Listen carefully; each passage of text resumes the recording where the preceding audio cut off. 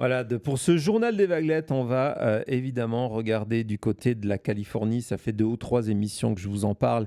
Ce qui est en train de se jouer actuellement aux États-Unis où Donald Trump et ses alliés ont compris qu'ils allaient perdre, peut-être même être balayés au moment des élections prochaines, qui sont prévues, donc les élections de mi-mandat pour novembre 2026, et que donc il fallait agir pour aller voler cette élection. On va en reparler, je ferai une émission sur ce sujet parce qu'il y a plusieurs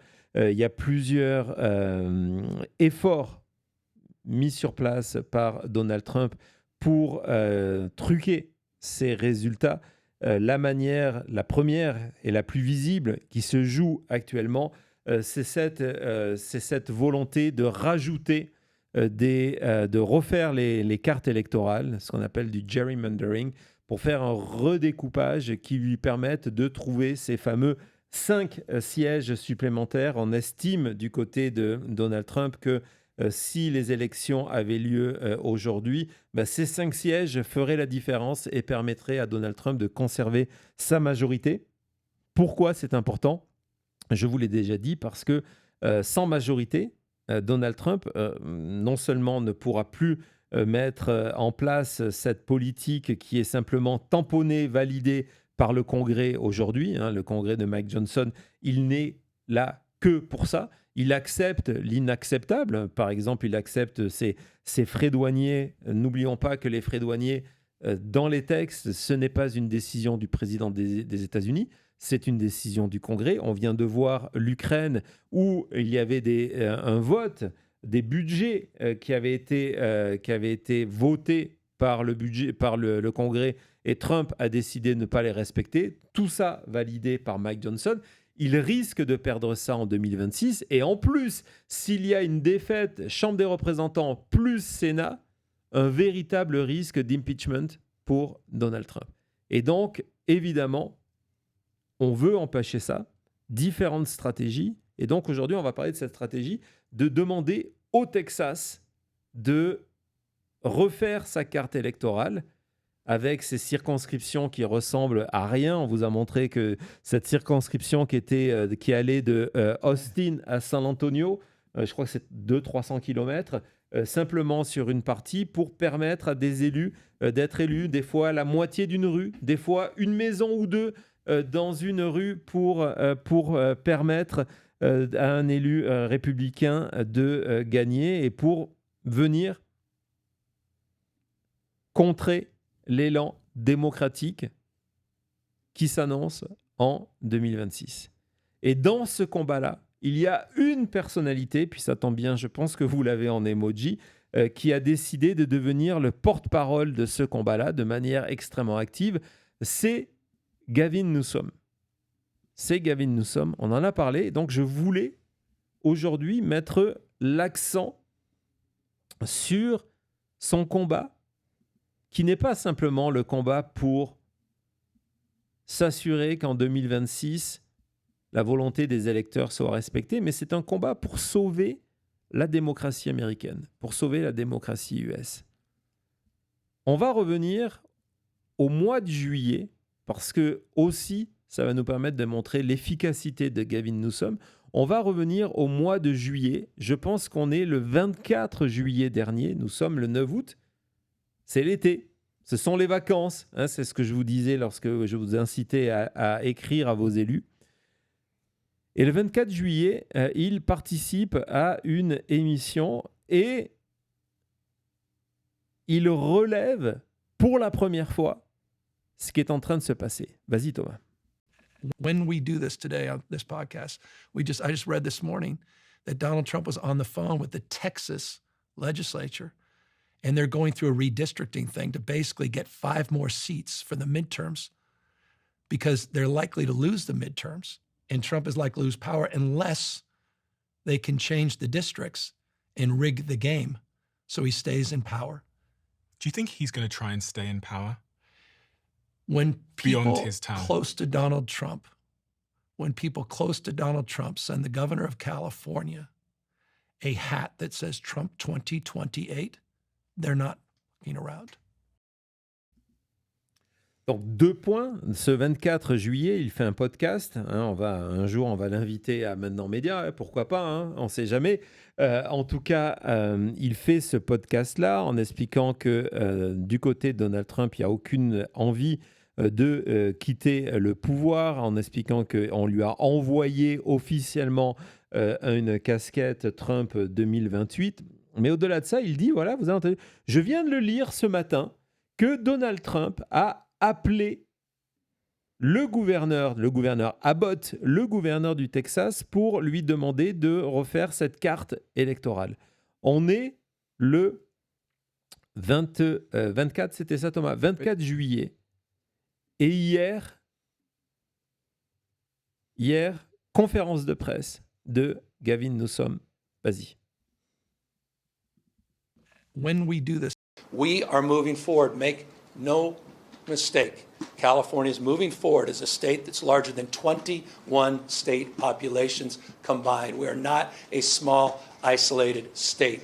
State larger than 21 populations combined. We tried to play by a higher set of standards and rules with our independent redistricting, and we believe in that.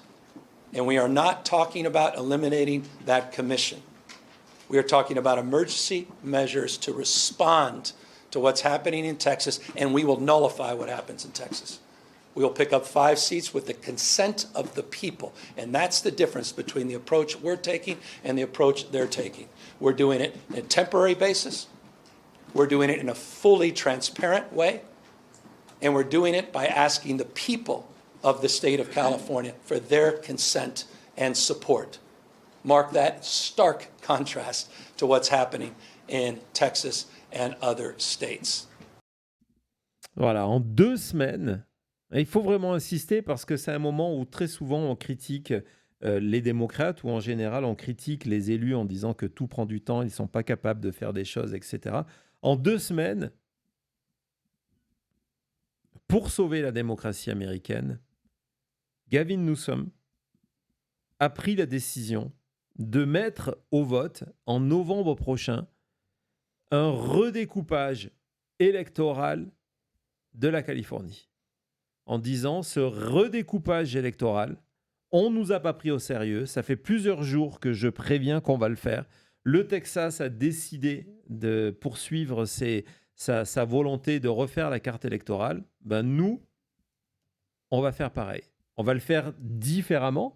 Parce que la grosse différence, c'est que le Texas, le découpage électoral, et c'est pour ça que c'est un État qui est aussi favorable aux républicains, c'est un État où c'est une commission d'élus qui choisit ça, c'est une décision politique, alors que en Californie, il y a une commission indépendante qui fait ce découpage électoral-là. Et d'ailleurs, Gavin Newsom précise que, 1, cette commission ne va pas disparaître et que 2, il aimerait que tous les États s'inspirent de ce modèle-là, que ce ne soit pas la majorité qui soit en place, démocrate ou républicaine, qui choisissent à quoi ressemble tous les 10 ans cette carte électorale. Il dit, ça, on va demander aux électeurs, transparence complète, s'ils souhaitent qu'on revoie cette carte électorale. Ça va encore plus loin parce qu'ils souhaitent, dans le texte qui va être présenté aux électeurs, ils souhaitent qu'il y ait un mécanisme dedans en disant on est d'accord pour avancer dans cette direction que si le Texas agit dans ce sens-là. Il dit si le Texas, évidemment, change d'avis à la dernière minute, nous, on n'ira pas sur ce terrain. On n'a aucune raison de le faire. On n'a aucune raison d'avancer. On ne veut pas truquer les règles du jeu. On ne veut pas le faire. Mais là, aujourd'hui, c'est la démocratie qui est en jeu et il faut, du coup, agir. On va écouter encore une fois Gavin Newsom qui revient justement sur cet appel avec cette position du gouverneur Abbott qui reçoit ce coup de téléphone de Trump en expliquant, il s'est mis au garde à vous et a décidé de trahir les électeurs. Vas-y Thomas. We are moving forward. Now he's dialing up for seats. He called Greg Abbott, who doesn't have the courage, doesn't have the backbone, doesn't have the consciousness of the consequences of his action. And he has rolled over and he said, yes, sir, and they're trying to dial now for new seats for precisely the reason that Speaker Pelosi and others have represented. They will lose in the midterms. He knows it. Why else would he make that phone call? His agenda is failing. This presidency is failing. He knows the headwinds in a midterm. He's dialing for seats. Donc on remarquera que dans ce passage, il parle autant de Abbott qui cède suite à l'appel téléphonique de Trump, mais il insiste sur la panique de Trump, qui sait qu'il va perdre et que c'est sa seule motivation. Il n'y a pas une autre motivation dans cette volonté soudaine du Texas de redessiner sa carte électorale. La seule raison, c'est de trouver 5 sièges à Donald Trump pour 5 sièges, évidemment, qui seront gagnés par des républicains. Hein, c'est garanti. C'est-à-dire que la manière dont on va dessiner cette carte-là va permettre aux républicains de gagner automatiquement 5 sièges de plus. Et donc, réponse de la Californie, on voit que à l'heure actuelle, il y a 9 élus républicains. Et dans cette nouvelle carte, on va voir le calendrier, dans cette nouvelle carte électorale, il y en a 5 qui perdront de manière automatique. Et lorsqu'on vous dit que Gavin Newsom a décidé de le faire, ce n'est pas qu'une déclaration d'intention. Il veut que les électeurs choisissent, il veut que les cartes électorales soient publiées avant l'élection, pas qu'on dise, ben voilà, vous nous faites confiance, fermez les yeux, votez pour nous, on se débrouillera derrière. Donc, il va donner toutes ces informations-là. Et le calendrier est extrêmement intéressant. C'est qu'il va y avoir donc un vote à Sacramento, un vote des élus, et c'est une majorité démocrate qui va aller dans ce sens-là, le 18, et ensuite, une élection le 4 novembre prochain. Le 4 novembre prochain, c'est une date qui me dit quelque chose, Cody. Le 4 novembre prochain, c'est l'anniversaire de Cody. Oui. C'est l'anniversaire de Cody et l'anniversaire de Jessica. Donc, le 4 novembre prochain, évidemment, on va suivre ça. La Californie devrait répondre au Texas. Et ce qui est fou, c'est que dans la réalité, et c'est là qu'on voit aussi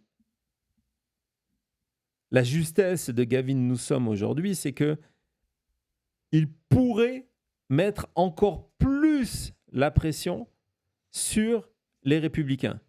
Il pourrait, en mettant encore plus de poids sur cette carte électorale, en disant non seulement on a les 5, ces 5 élus républicains vont perdre, c'est sûr et certain avec cette nouvelle carte électorale, donc c'est 5 démocrates de plus qui vont être élus, mais en retouchant ces cartes, il pourrait s'assurer que dans les quelques districts où s'annoncent des élections serrées, que ça ne soit pas des élections serrées. Il a décidé de ne pas aller dans cette direction-là, que pour l'instant, c'est un rééquilibrage qui est basé aussi sur la puissance de la Californie. Soyons clairs. Pourquoi Gavin Newsom est dans cette position? C'est parce qu'il est à la tête d'un des États, l'État le plus puissant des États-Unis, avec un PIB qui est de plus de 4,1 trillions de dollars. C'est une vraie puissance qui lui permet d'agir. Alors, lorsqu'on parle en termes de vaguelettes, alors évidemment, vous n'êtes pas des gouverneurs, je ne suis pas un gouverneur, mais par exemple, il a dit, en utilisant son pouvoir de gouverneur pour lutter contre ICE, que si vous êtes une entreprise qui collaborait avec ICE pour ces raids, comme par exemple ces firmes de data qui donnent toutes ces informations de recherche grâce aux signaux téléphoniques, etc., etc., résultat, les contrats de l'État de Californie, qui représentent des centaines de millions de dollars, on vous les supprime. Donc, on voit que Gavin Newsom est devenu le premier opposant de Donald Trump et qu'il a réussi à comprendre qu'il avait un véritable pouvoir avec lui et qu'il utilise ça pour résister. On va voir justement sur la manière dont il va utiliser un vocabulaire qui n'est évidemment pas le fait du hasard, qui rappelle le pire de Donald Trump lorsqu'il parle de ses 5 sièges. Vas-y Thomas.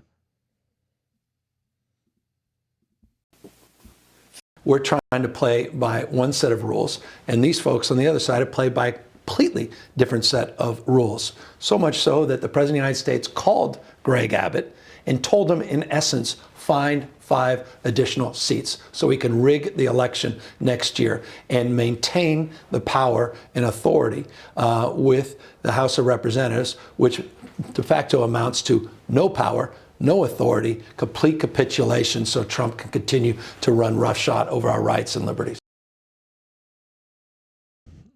Donc, je ne sais pas, Thomas, si tu as évidemment, j'imagine que oui, la référence lorsqu'il quand il appelait en Géorgie, ouais, en disant qu'il avait besoin, là, ce n'était pas 5 sièges, mais c'est exactement ça. Parce que quand Trump est en train de perdre des élections, il appelle en disant OK, il faut me trouver des voix. 11 780 voix en Géorgie. C'était Find Me 780 votes. Exactement. Et donc, il y a cette référence-là.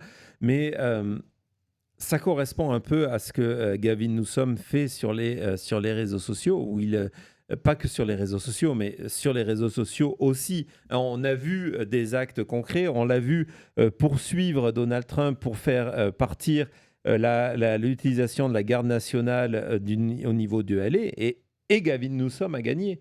C'est passé inaperçu, mais Gavin Newsom a gagné. Donald Trump a fait partir la troupe de Los Angeles. Victoire de Gavin Newsom. Et sur les réseaux, évidemment, c'est la partie la plus visible. On va voir la manière, par exemple, dont il répond sur le gerrymandering à J.D. Vance, qui est, elle est tout en bas, qui est le quand même vice-président des États-Unis.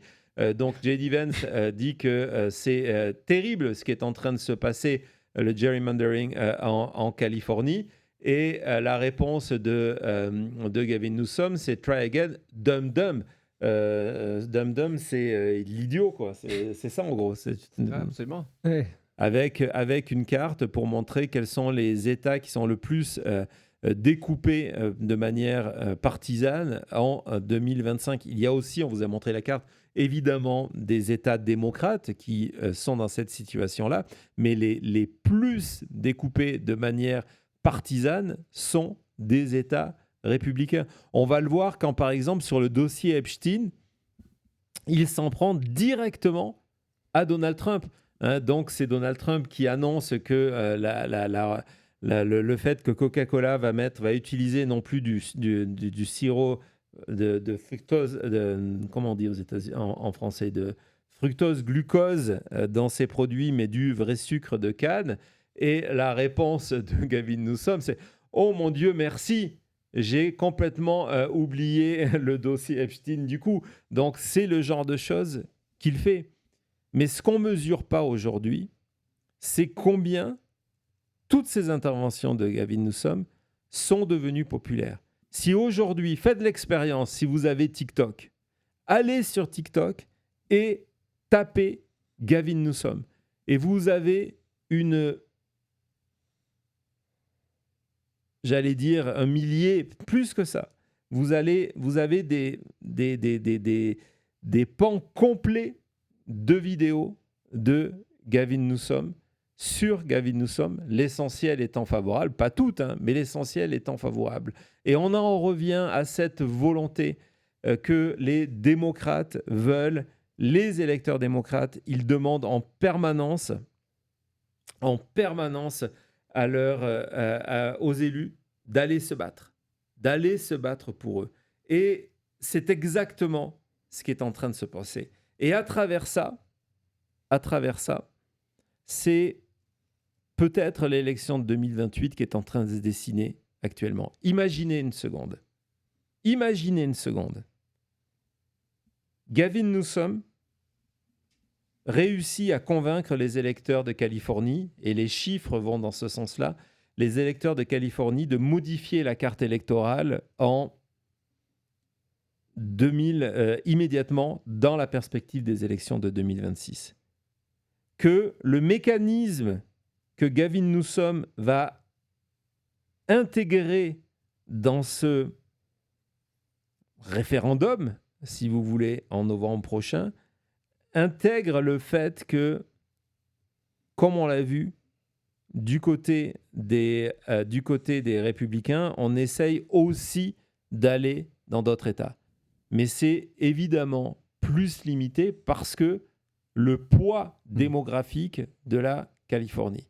Et que donc, il intègre le fait que, tiens, si jamais il y a un autre État qui va faire la même chose, que ce soit la Floride, que ce soit l'Indiana, ou le Nebraska, ou l'Ohio, on a la possibilité de rajouter 1, 2, 3, 4, 5 autres sièges. Imaginez tout ça. Imaginez que l'on reste simplement au Texas et que, au lendemain du scrutin en 2026, Trump, le parti MAGA, est balayé à l'élection par 5 sièges ou moins. 5 sièges ou moins. Ça permettra de dire, et ne me dites pas que ce n'est pas un programme électoral pour se lancer en 2028, de dire, regardez, c'est ma décision, c'est mon combat. J'ai été extrêmement rapide entre le 24 juillet et le 8 août. J'ai sauvé la démocratie américaine. J'ai sauvé vos voix. J'ai sauvé le principe même de ce pays en termes de représentation. Ne me dites pas, j'aimerais avoir ton avis, Thomas, ne me dites pas que ce n'est pas une formidable plateforme politique sur laquelle Gavin Newsom pourrait lancer une campagne électorale dès le lendemain d'un succès. Et c'est quelque chose de tellement concret. Je pense si souvent, et à raison, on critique les anciens démocrates en disant c'est le parti qui écrit des strongly worded letters, qui écrit des lettres avec des mots vraiment sérieux dedans pour faire peur aux républicains 2 semaines trop tard. Et que voilà, on a fait quelque chose de concret. Voilà, il y a quelqu'un en plus d'âgé.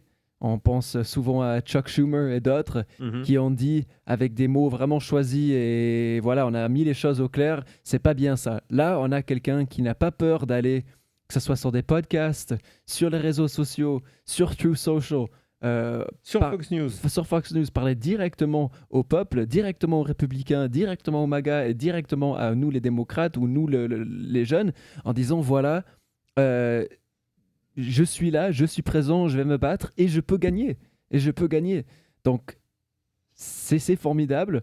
En plus, il ne faut jamais oublier la force du fait que Gavin Newsom, c'est un homme blanc. En politique, c'est énorme.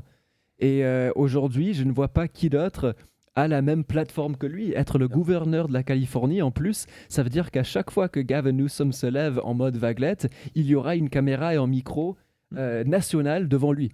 Et on le voit, on a beaucoup parlé ces derniers jours de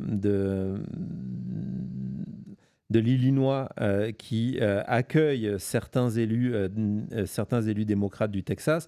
En fait, on s'est rendu compte que d'autres sont protégés par Gavin Newsom et sont actuellement en Californie.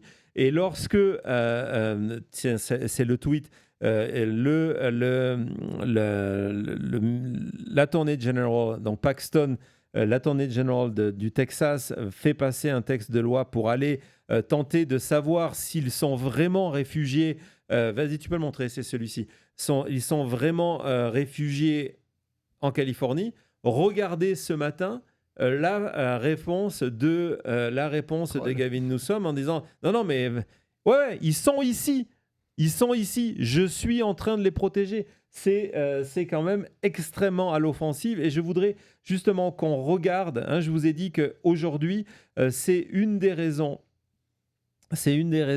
qui fait qu'il n'y aura aucun doute que la prochaine étape, le 18 août prochain, de valider au niveau des élus démocrates de la Californie, cette étape-là va passer comme une lettre à la poste, c'est que les électeurs démocrates réclament ce combat. Ils ne veulent pas attendre